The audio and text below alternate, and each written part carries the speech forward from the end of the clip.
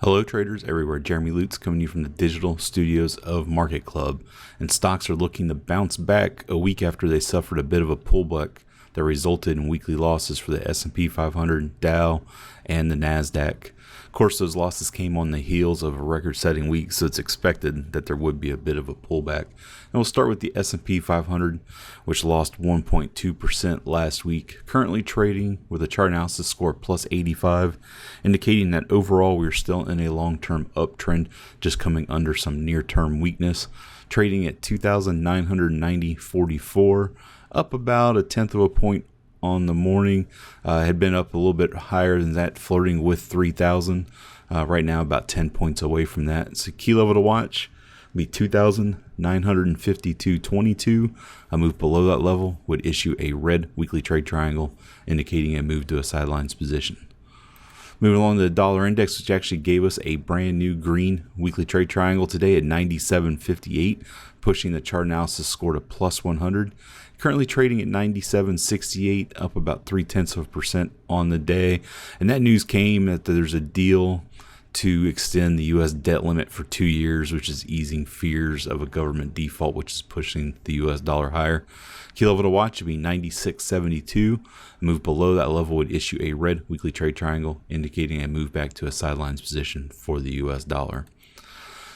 Looking at Dow Jones, currently has a chart analysis score plus 75, indicating that we are still in a long-term uptrend, just coming under some near-term weakness like the S&P 500. And the Nasdaq currently trading at 27,210.31, up about 0.5% on the day.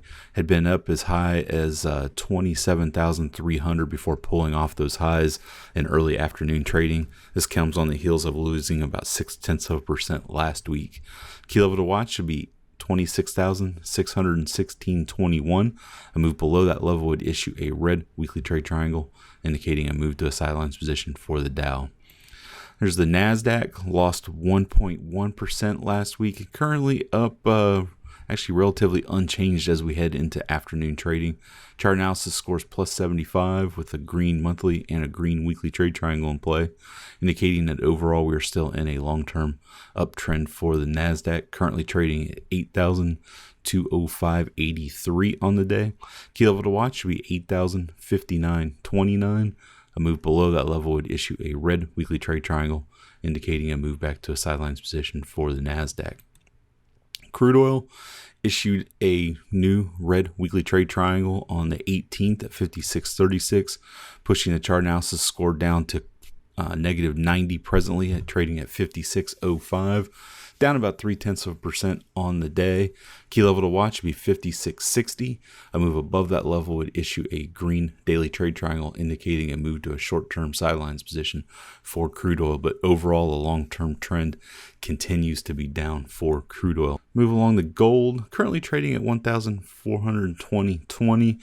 Down after hitting highs of 14.54 at the end of last week. Currently, chart analysis score still plus 85, indicating that overall the long-term trend is up for gold. We just come under some short-term weakness with a red daily trade triangle issuing yesterday.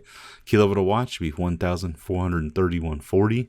A move above that level would issue a green daily trade triangle, indicating a move back to a short-term long position for gold, which would push the chart analysis score to plus 100. And we'll wrap it up with Bitcoin. Currently right now down about 3% on the day, trading back below $10,000 level at 9,998.42 with a chart analysis score negative 60, indicating that overall we are in a sidelines position for Bitcoin. Key level to watch will be 13,200.